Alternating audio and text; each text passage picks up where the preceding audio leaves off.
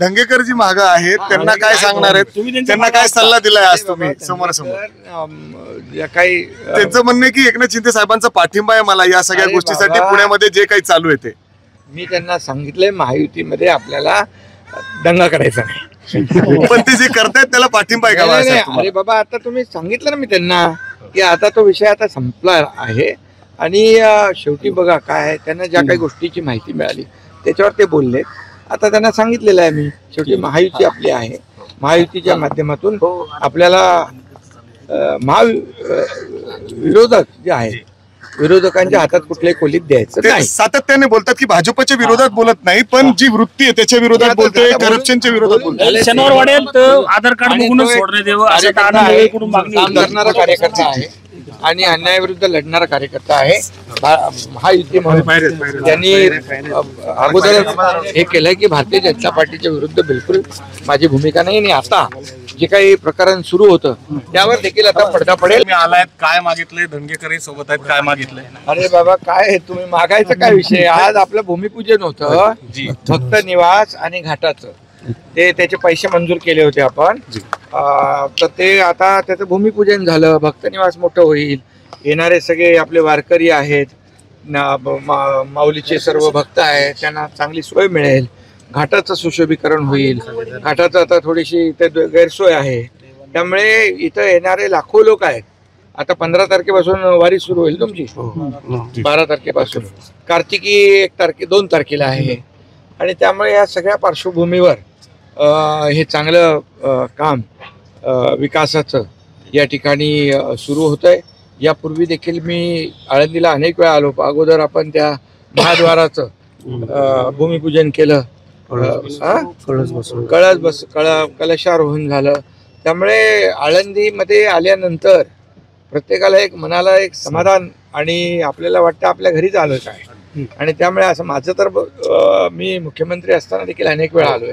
आताही मी या ठिकाणी जेव्हा जेव्हा ही सगळी मंडळी बोलवतात त्यावेळेस मी येतो. आणि आज तर मला आनंद आहे की आज भक्त निवासाचं भूमिपूजन होते. चांगल्या एक दर्जाचं भक्त निवास होईल, चांगला एक दर्जाचा घाट होईल आणि सर्व आपल्या वारकरी बांधवांना त्याची सोयी. इंद्रायणी प्रदूषणावर देखील काम सुरू आहे आणि त्याचा फार मोठ्या प्रमाणावर आपण त्याला शासनाने गांभीर्याने घेतलंय. मुख्यमंत्री महोदयांच्या अध्यक्षतेखाली एक मोठं प्रेझेंटेशन देखील झालेलं आहे. आणि इंद्रायणी नदी स्वच्छ करणं हे प्रमुख आमचं काम आहे असं समजा. आणि प्रदूषणमुक्त इंद्रायणी नदी या ठिकाणी करण्यासाठी जे जे काही करावं लागेल ते आम्ही सर्व करू. त्याला अरेस्ट केलेली आहे बिलकुल. आणि त्यामध्ये झालेला प्रकार दुर्दैवी आहे, दुर्भाग्यपूर्ण आहे आणि निंदाजनक आहे. त्याला कुठल्याही परिस्थितीमध्ये जे जे कोणी त्याच्यामध्ये असतील त्याला कुणाला सोडणार नाही. आणि बिलकुल कठोर सजा त्यांना होईल. प्रकरण फास्ट ट्रॅकवर होईल आणि लवकर त्याचा निकाल. दिल्ली भेटीची फारच चर्चा चालली आहे. तुमचे मित्र भेटले मला दिल्लीला सगळे. दंगेकर जी मागे आहेत त्यांना काय सांगणार आहेत, त्यांना काय सल्ला दिलाय आज तुम्ही समोरासमोर? काही त्यांचं म्हणणं आहे की एकनाथ शिंदे साहेबांचा पाठिंबा आहे मला या सगळ्या गोष्टीसाठी, पुण्यामध्ये जे काही चालू आहे ते. मी त्यांना सांगितलंय महायुतीमध्ये आपल्याला दंगा करायचा नाही. पण ते जे करतायत त्याला पाठिंबा आहे का बाळासाहेब तुम्हाला? अरे बाबा, आता तुम्ही सांगितलं ना मी त्यांना की आता तो विषय आता संपला आहे आणि शेवटी बघा काय आहे, त्यांना ज्या काही गोष्टीची माहिती मिळाली त्याच्यावर ते बोलले.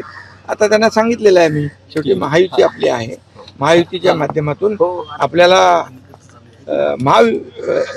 विरोधक जे आहेत विरोधकांच्या हातात कुठल्याही खोलीत द्यायचं नाही. सातत्याने बोलतात की भाजपच्या विरोधात बोलत नाही, पण जी वृत्ती आहे त्याच्या विरोधात बोलतोय, करप्शनच्या विरोधात बोलतोय. शनिवार वाड्यात आधार कार्ड बघूनच सोडण्यात द्यावं असं काम करणारा कार्यकर्ता आहे आणि अन्यायाविरुद्ध लढणारा कार्यकर्ता आहे. महायुती म्हणून त्यांनी अगोदर हे केलंय की भारतीय जनता पार्टीच्या विरुद्ध बिलकुल माझी भूमिका नाही. आणि आता जे काही प्रकरण सुरू होतं त्यावर देखील आता पडदा पडेल आणि हा विषय संपेल. पडदा पडेल आणि हा विषय संपेल. आता काय तुम्ही म्हणजे माझ्या तोंडातून काय ते काढायचं.